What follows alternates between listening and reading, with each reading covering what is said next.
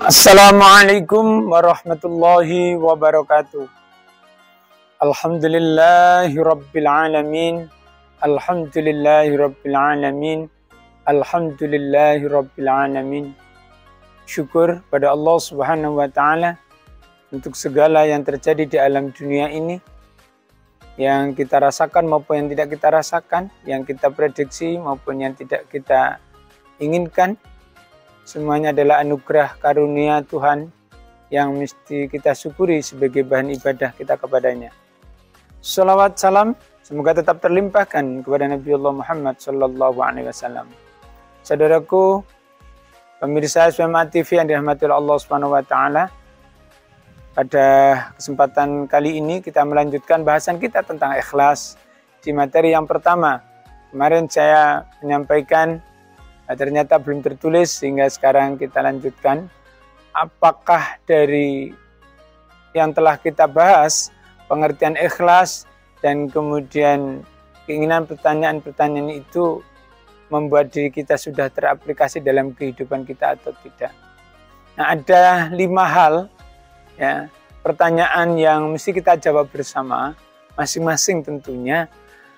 Dengan 5 pertanyaan ini singkat, yang menjadikan kita apakah kita termasuk dalam kategori ikhlas, tidak ikhlas, atau cukup ikhlas di tengahnya. Yang pertama adalah, saya lebih suka langsung memecahkan suatu masalah daripada mengeluhkannya. Ada 3 jawaban, iya, kadang-kadang, dan tidak. Artinya apakah kita itu selalu berkeluh kesah dengan permasalahan yang kita hadapi, atau kita langsung memecahkan masalah itu. Yang kedua, saya tahu bahwa hidup kadang tidak adil, tetapi disitulah tantangan buat saya untuk menerimanya. Setiap kali ada ancaman, gangguan, hambatan, tantangan, dan rintangan itu, saya ingin segera menyelesaikannya, atau saya mengatakan ini tidak adil. Nah, jawabannya iya, kadang-kadang, atau tidak. Kalau iya, selalu, kalau kadang 1, 2 kali, 3 kali, kalau tidak sama sekali tidak pernah begitu. Yang ketiga, saya lebih suka langsung membantu seseorang yang membutuhkan, ya, walaupun orang tersebut pernah menyakiti saya. Ini lebih naik lagi. Saya lebih suka langsung membantu seseorang yang membutuhkan, walaupun orang tersebut pernah menyakiti saya. Jawaban iya, kadang-kadang, atau tidak. Ya, kalau selalu begitu, kadang-kadang berarti 1, 2, 3 kali, 1, 2 kali, kalau tidak sama sekali tidak begitu. Yang keempat, pertanyaan, saya sering mengevaluasi kebiasaan saya untuk membanding-bandingkan nasib yang saya hadapi dengan nasib baik orang lain. Ya, saya sering mengevaluasi, ya, mengevaluasi kebiasaan saya untuk membanding-bandingkan nasib yang saya hadapi dengan nasib baik orang lain. Jawaban iya, kadang-kadang, atau tidak. Yang terakhir, yang kelima adalah saya berusaha berperilaku positif, berpikir positif untuk semua peristiwa yang saya hadapi. Saya berusaha berpikir positif, berperilaku positif untuk semua peristiwa yang saya hadapi. Jawabannya iya, kadang-kadang, atau tidak. Nah, kita kemudian jumlahkan ke bawah. Iya itu artinya berapa, kadang-kadang berapa, tidak artinya berapa.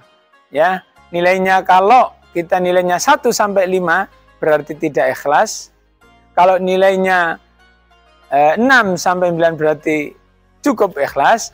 10 sampai 15 berarti ikhlas. Nah, caranya menentukan kalau titik itu kosong, yaitu 1, kalau itu 2, dan itu adalah 3. Maka jumlahnya kalau tidak ikhlas itu 1 sampai 5, cukup ikhlas itu 6 sampai 9, dan 5 sampai 10 berarti kita sudah ikhlas.